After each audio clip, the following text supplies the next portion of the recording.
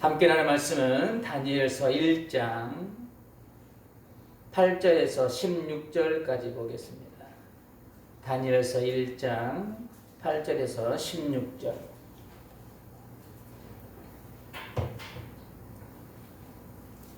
봉독해 드립니다. 다니엘은 뜻을 정하여 왕의 음식과 그가 마시는 포도주로 자기를 더럽히지 아니하리라 하고 자기를 더럽히지 아니하도록 환관장에게 구하니 하나님이 다니엘로 하여금 환관장에게 은혜와 긍휼을 얻게 하시니라. 환관장이 다니엘에게 이르되 내가 내 주 왕을 두려워하노라. 그가 너희 먹을 것과 너희 마실 것을 지정하셨거늘 너희 얼굴이 초췌하여 같은 또래의 소년들만 못한 것을 그가 보게 할 것이 무엇이냐. 그렇게 되면 너희 때문에 내 머리가 왕 앞에서 위태롭게 되리라 하니라.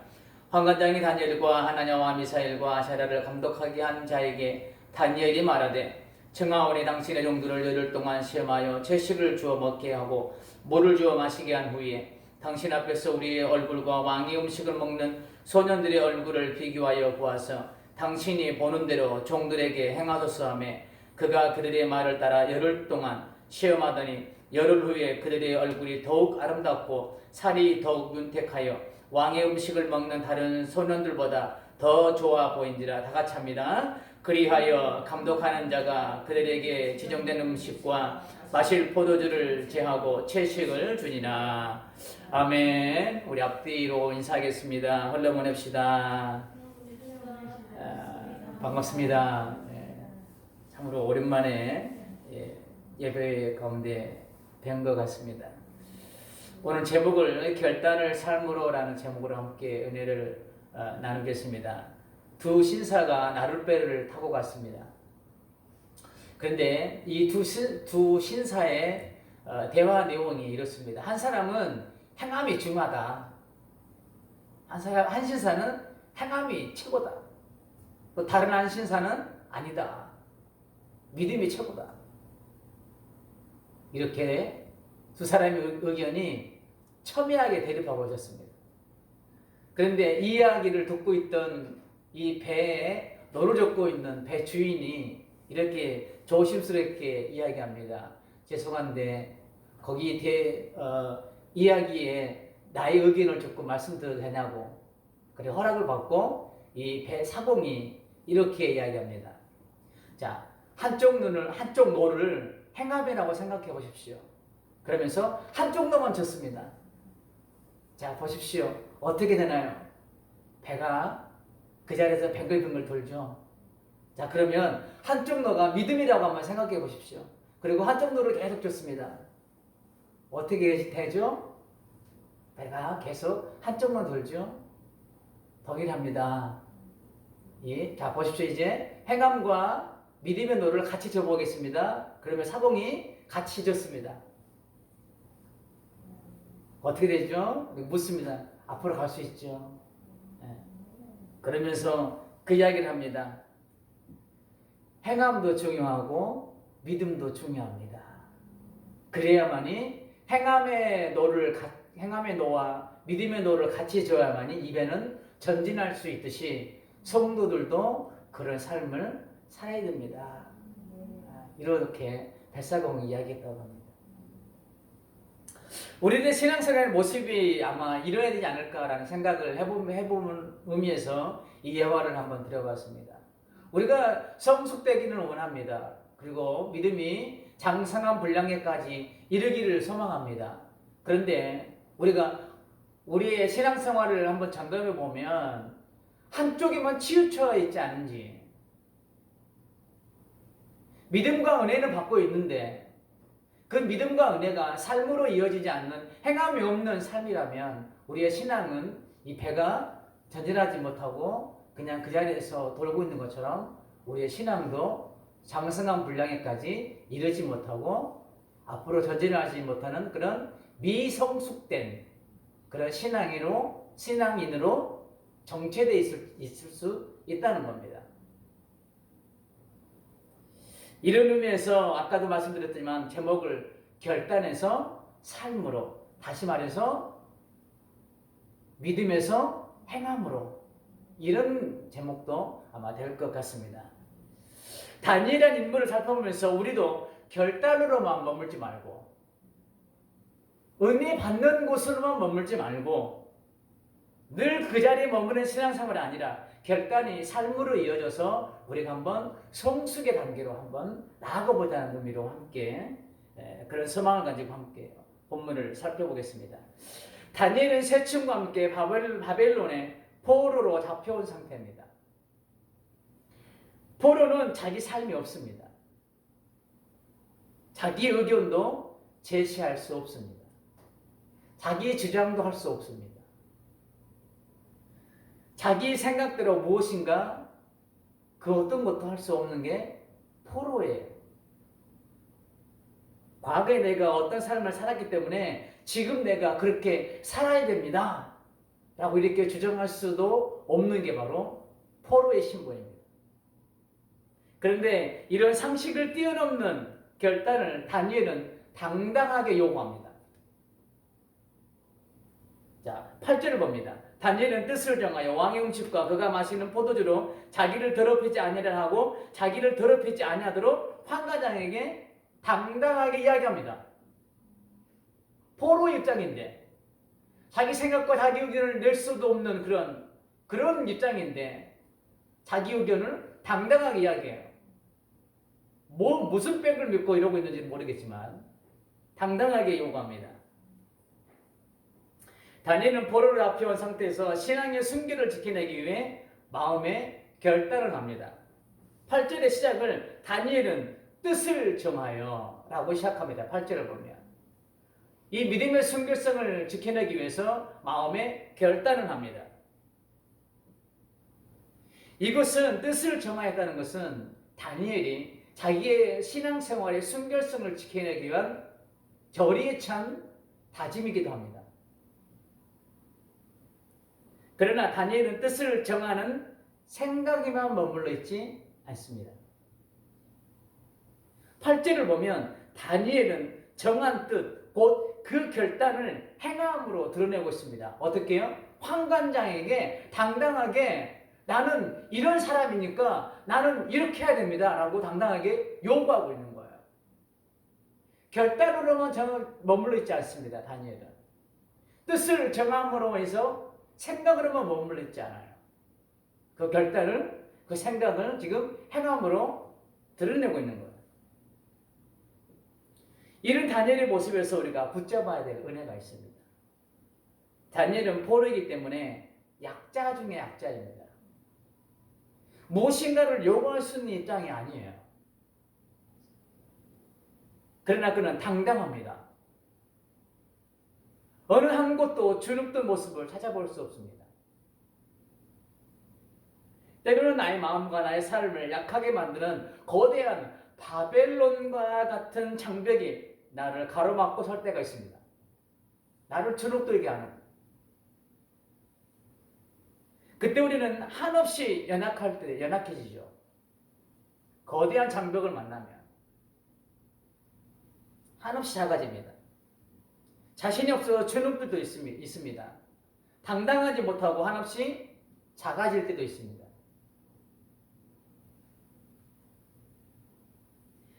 다니엘이 약자이지만 그 장벽 앞에 작아지지 않고 당당하게 요구할 수 있었던 힘은 자기가 어떤 사람인게 대한 자기 정체성이 분명했기 때문이에요. 나는 이런 사람이다. 그렇기 때문에 나는 이렇게 살아야 된다. 자기 정체성이 뚜렷했기 때문이에요. 다니엘은 포로의 신분이지만 하나님의 자녀라는 자기 정체성을 잃지 않았습니다. 그렇기 때문에 나는 비록 포로로 잡혀왔지만 내 삶은 이래야 돼 라고 당당하게 요구하는 거야. 이것은 하나님을 향한 신신한 믿음을 기반으로 하는 결단과 행함이었습니다. 우리가 바벨론과 같은 세상 앞에 다니엘처럼 당당하게 삶을 살아가려면 내가 누구인가에 대한 자기 정체성이 분명해야 됩니다. 내가 누구인 누군가에 대한 그 정체성이 분명하면 내가 무엇을 해야 되고 내가 무엇을 선택해야 되고 어떻게 행해야 될지가 결정되기 때문이에요. 내가 누구이며 나의 신분이 무엇인지를 분명히 아는 자기 정체성이 분명한 사람은 어떤 상황에서도 다니엘처럼 흔들리지 않고 당당할 수 있는 거예요. 또한 당당하게 요구할 수 있는 거야. 또한 당당하게 살아갈 수 있는 거야. 그 이유는 나의 백그라운드에 누가 계시기 때문에요? 하나님이 계시기 때문에. 다니엘이 조금 전에 말씀드렸듯이 이 뜻을 정한 결단과 환관장에게 당당하게 요구할 수 있었던 것은 자기 하나님의 자녀라는 그런 정체성이 있기 때문이에요. 이것은 무슨 말이에요? 하나님의 자녀라는 것은 하나님의 내 아버지라는 거예요. 그리고 이 하나님이 아버지이시기 때문에 자기를 붙들어 주시고 지켜 주신다는 이 믿음을 기반으로 한 믿음과 행함이었다는 거죠. 이 하나님을 바라볼 수 있다면 우리는 우리 삶에서 주눅들 일이 없는 거예요. 내가 누구인지를 정확히 안다면 우리의 언어도 그렇고 우리의 삶도 그렇고 나의 행함도 그렇고 내가 무엇을 해야 될지도 명확하게 드러날 수 있는 거예요.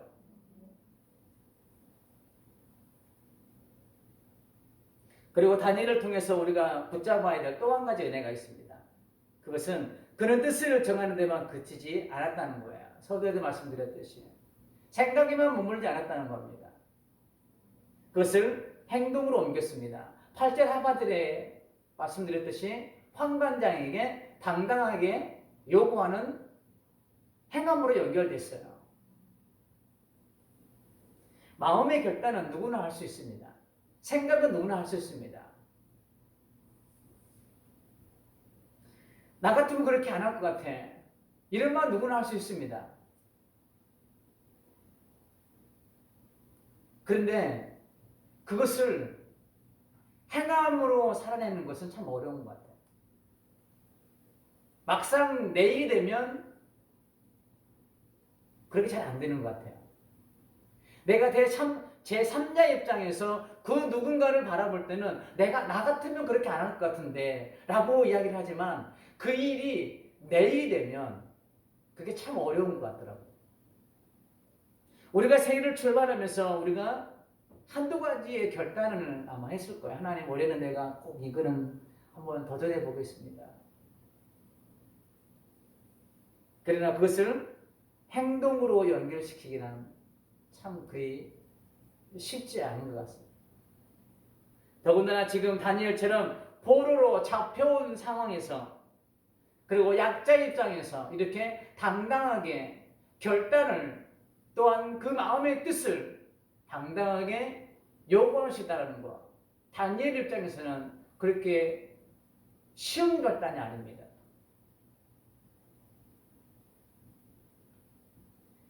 이처럼 생각을 행동으로 옮기는 데는 뭔가가 분명히 장애물이 있습니다.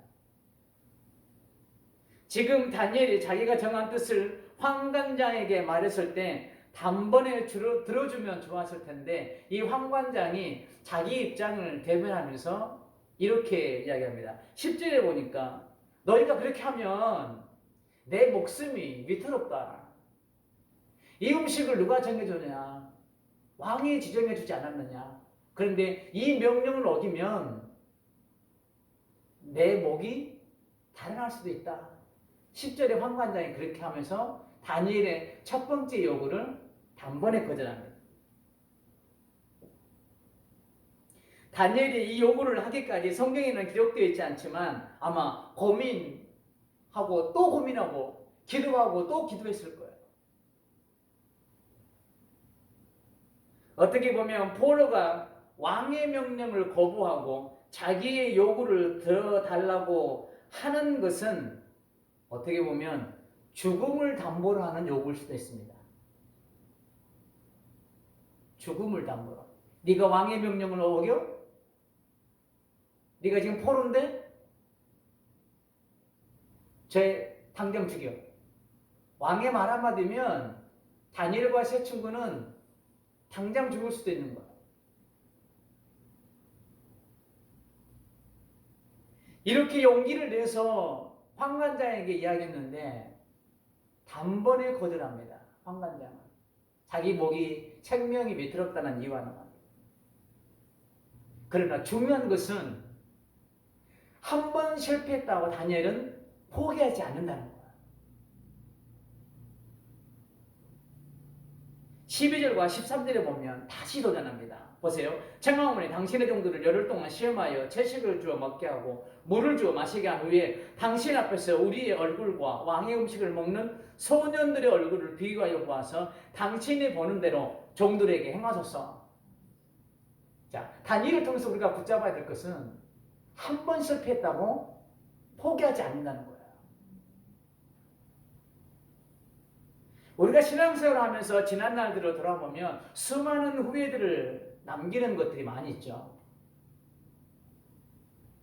그처럼 후회를 하면서 다시는 그런 선택을 하지 말아야지 이런 생각도 듭니다.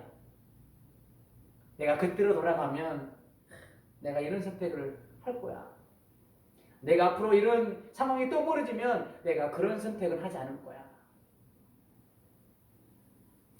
이런 생각은 누구나 할 수 있습니다. 조금 전에 말씀드렸듯이. 그러나 중요한 것은 생각에만 머물러 있으면 또 역시 후회의 열매는 내 것이 된다는 겁니다. 생각에만 머물러 있으면. 그렇게 후회하지 않으려면 그런 상황이 내 앞에 닥쳐왔을 때 생각만 하지 말고 우리가 행함으로 거절할 것은 거절하고 받아들일 것은 받아들이는 이런 행함으로 연결시킬 수 있는 믿음이 우리에게 있어야 된다는 겁니다. 하나님의 자녀로서 행하지 말아야 될 것들은 행하지 말고 하나님의 자녀로서 행해야 될 것들은 행하는 이런 거룩한 결단들이 행함으로 이어질 수 있어야 된다는 거예요.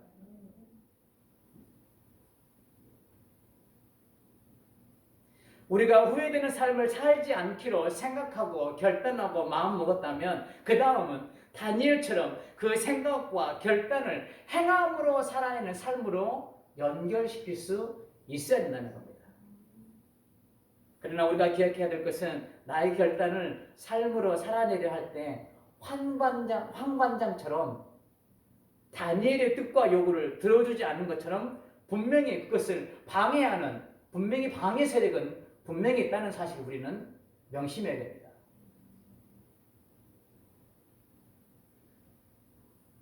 그러나 더 중요한 게 있습니다. 방해 세력이 있다는 것도 우리가 중요하지만 더 중요한 것은 한 번 도전해보고 포기해서는 안 된다는 거예요. 다니엘을 보십시오. 한 번에 안 되니까 다시 도전합니다. 10절에 환관장이 안 된다고 이야기하니까 12절과 13절에서 다니엘은 다시 도전합니다. 다시 설득한 자리로 내려갑니다. 우리에게 이런 믿음이 있어야 될 줄 믿습니다. 포기하지 않는 믿음. 맞는 적절한 비율일지는 모르겠지만 10번 찍어 안 넘어간 나무 없다는 말이 있습니다.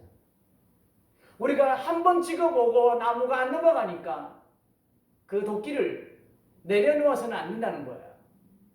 자, 한 번 찍어서 넘어가는 나무는 큰 나무일까요? 작은 나무일까요? 작은 나무예요. 10번 찍어야 넘어가는 나무는요, 큰 나무인 거예요.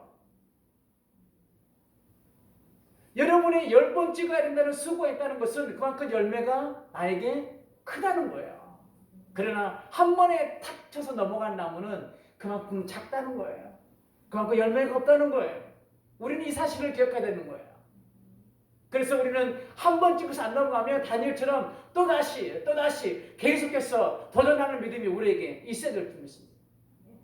그때 열매는 내 것이 되는 거예요.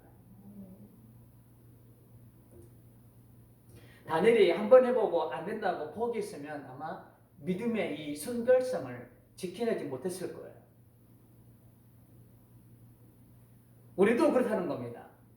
우리가 계속해서 포기하지 않고 세상에서 믿음으로 살아내려는 삶을 지속적으로 우리가 해야 된다는 거예요. 우리가 받은 바 은혜를 삶으로 살아내려고 할 때 방해 세력은 분명히 있습니다. 그러나 그 방해 세력 때문에 우리가 한번 도전해보고 그 방해가 있으니까 주저앉아 버리면 우리는 앞으로 할 수 없다는 거예요. 한 계단을 더 올라갈 수 없다는 거예요. 그러나 다니엘처럼 방해 세력이 있다 할지라도 계속하여 그곳을 향하여 우리가 삶으로 살아내기 위하여 거룩한 몸부림을 친다면 우리는 한 계단 성숙의 단계로 올라갈 수 있다는 거예요. 우리가 다니엘을 통해서 우리가 붙잡아야 될 은혜 중에 하나가 바로 이건 거예요. 끝없는 도전. 결단으로만 생각으로만 그쳐서는 안 된다는 말입니다. 비록 방해 세력이 있고 행함에 있는 삶으로 살아가기가 그리 쉽지 않은 오늘날 우리의 상황이지만 그럴 때일수록 나의 생각과 결단이 더욱더 삶으로 이어질 수 있도록 해야 한다는 겁니다. 다니엘이 결단을 행동으로 옮길 때 어떤 은혜가 임했는지 우리가 한번 살펴보겠습니다.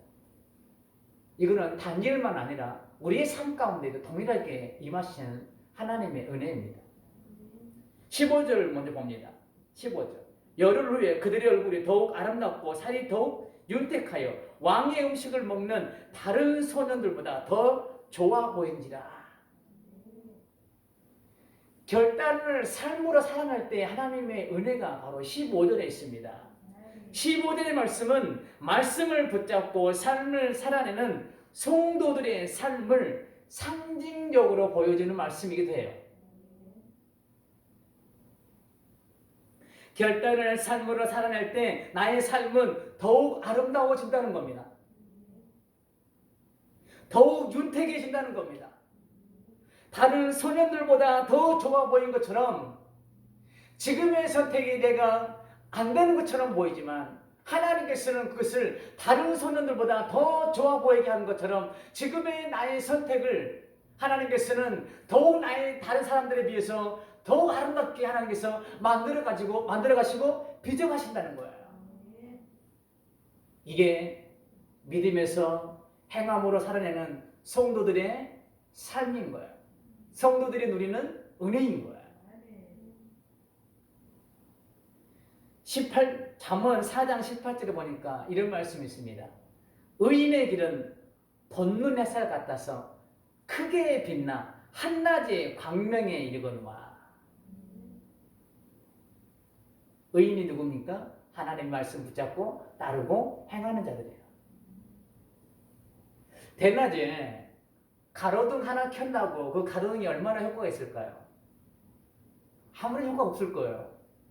그런데 이 잠언 4장 18절에 보니까 의인의 길은 돋는 햇살 같아서 크게 빛나 한낮의 광명 같다는 거예요. 한낮의 광명. 단지 그 의인의 삶이 대낮에 가로등 하나 켜는 그런 정도의 삶이 아니라 대낮을 집어삼키고도 남는 그런 광명으로 빛나는 그런 삶으로 하나님께서 만들어 가신다는 거예요.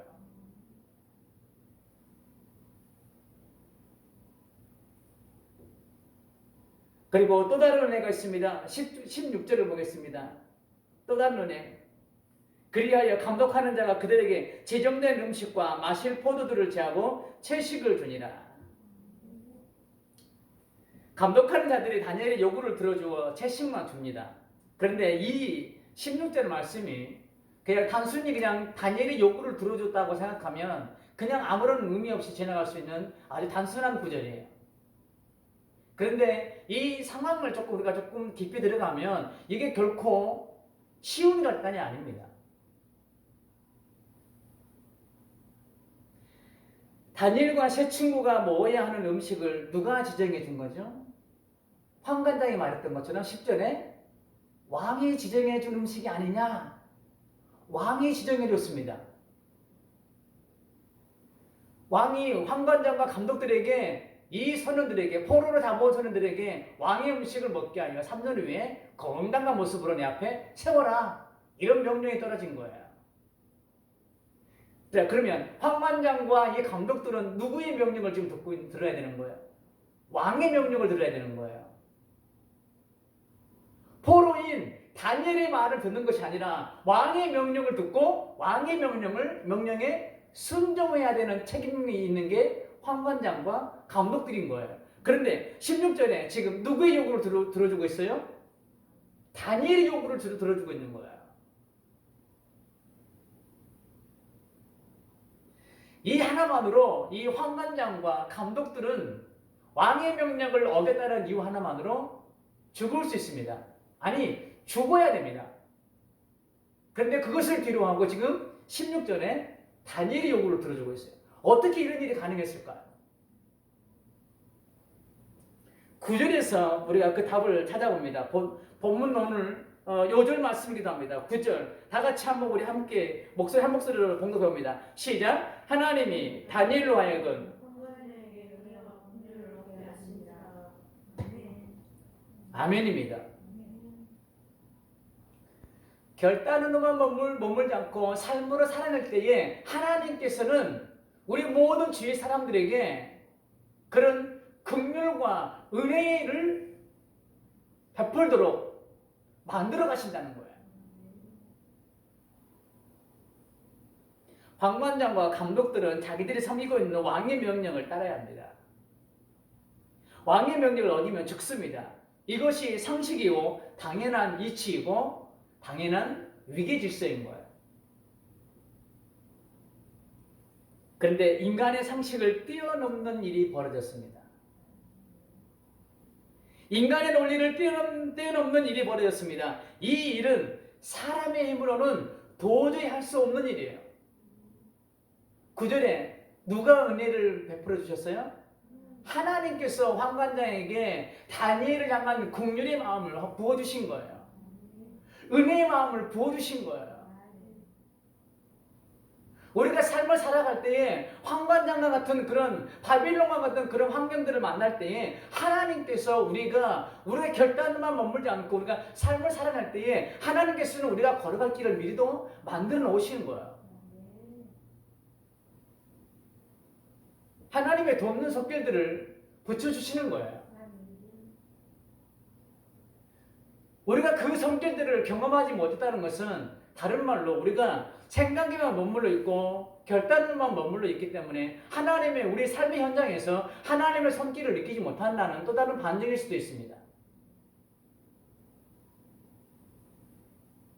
우리가 간증거리가 없다는 것은 우리의 삶을 한번 돌아볼 필요성이 있습니다. 간증이 있다는 것은 내가 삶의 현장에서 말씀을 붙잡고 살아낼 때에 하나님의 손길들을 느낄 수 있는 거예요. 근데 하나님의 손길을 느끼지 못하고 내가 하나님을 향한 은혜의 간증거리가 없다면 우리가 우리의 삶에서 말씀이 사라졌다는 또 다른 반증이기도 하기 때문인 거예요. 하나님은 비록 포로라는 약자 중에 약자인 다니엘의 인생 가운데 깊숙이 개입하셔서 다니엘의 삶을 이끌고 있습니다. 돕는 자들을 붙여주고 있습니다. 적인데 동지로 만들어가고 있습니다. 하나님의 은혜, 하나님께서 그들의 마음을 녹여주시니까. 상식을 뛰어넘는 일들을 만들어내고 가고 있습니다. 하나님께서. 우리의 삶 가운데서도 마찬가지라는 거예요. 우리가 받은 바 은혜의 말씀 붙잡고 내게 주신 이 은혜 붙잡고 우리가 삶으로 살아내다 보면 우리가 논리를 뛰어넘는 하나님의 일하심을 우리가 보게 된다는 거예요.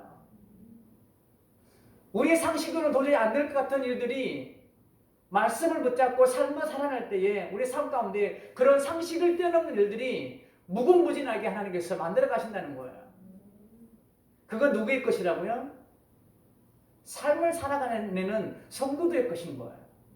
나의 것인 거예요.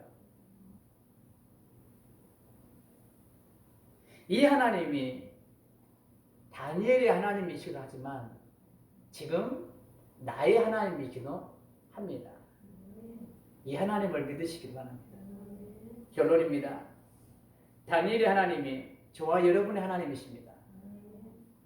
이 하나님을 믿으시고 이후에 나의 삶이 생각과 결단으로 그리고 받은 은혜로만 그치지 말고 받은 바 은혜를 통해 결단이 이루어졌다면 그것을 삶으로 살아내는 성도님들이 다 되어서 이런 우리 삶 가운데 하나님의 손길을 체험하고 경험하고 열매들을 받아 누리는 우리 모든 성도님들이 다 되시기를 주님의 이름으로 축복합니다. 아멘.